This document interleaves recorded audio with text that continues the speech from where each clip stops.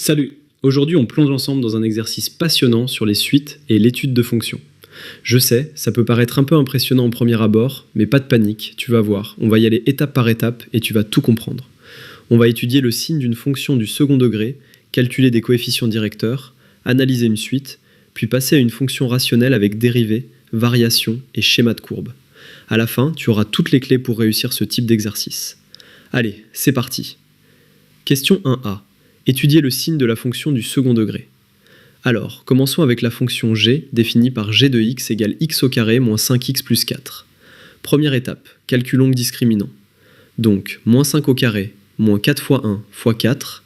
Voyons voir, cela fait 25 moins 16, et bingo, 9. Parfait. Les racines sont ensuite calculées comme suit. Première racine, 5 moins 3 divisé par 2. Oh, ça fait 1. Et la deuxième racine, 5 plus 3 divisé par 2. Et ça nous donne 4. Génial. Maintenant, comme le coefficient devant x au carré est positif, le trinôme est négatif entre les racines et positif en dehors. Donc, g de x est positif sur les intervalles allant de moins l'infini à 1 et de 4 à plus l'infini, et négatif entre 1 et 4. Tu vois, pas si compliqué. Nickel. Question 1b, coefficient directeur. Passons maintenant au coefficient directeur de la droite reliant les points AN et AN plus 1. La formule est A indice n égale g de n plus 1 moins g de n. Allez, on remplace. G de n plus 1 fait n plus 1 au carré moins 5 fois n plus 1 plus 4, et g de n fait n au carré moins 5n plus 4. Calculons cela. N plus 1 au carré, c'est n au carré plus 2n plus 1, moins 5n moins 5, plus 4, moins g de n. Donc moins n au carré plus 5n moins 4. Simplifions tout ça. Et hop, on trouve 2n moins 4. Parfait. Question 1c, nature de la suite. Maintenant, déterminons la nature de la suite A indice n. Calculons la différence A indice n plus 1 moins A indice n. Donc, 2 fois n plus 2 moins 4 moins 2n moins 4. Bingo, la différence est constante et vaut 2. Nickel. Cela signifie que la suite est arithmétique de raison 2 et de premier terme moins 4. Génial. Question 2a, vérification de la forme quotient. On passe à la fonction f définie sur l'intervalle de 0,5 à 8 par f de x égale x moins 5 plus 4 divisé par x. Vérifions que f de x est bien g de x divisé par x.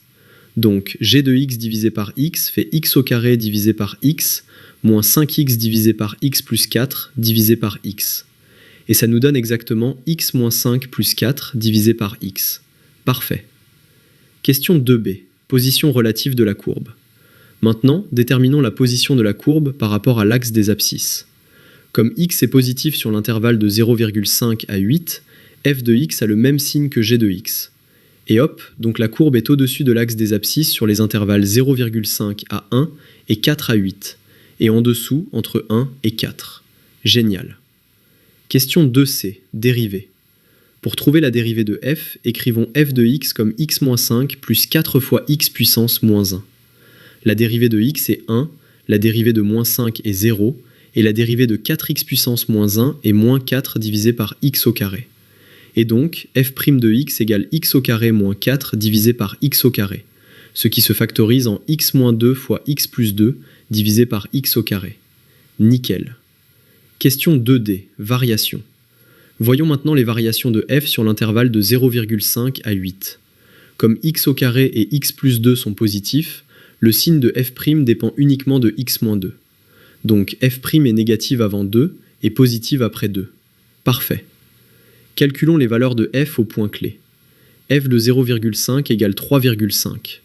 f de 2 égale moins 1 et f de 8 égale 3,5. Voilà le tableau de variation complet. C'est dans la poche. Question deuxième, allure de la courbe. Enfin, pour le schéma de la courbe, on note bien les points clés et le minimum en 2. On a une courbe décroissante jusqu'à x égale 2, puis croissante jusqu'à 8, avec f de 2 égale moins 1. Nickel. Tu vois comme c'est clair ?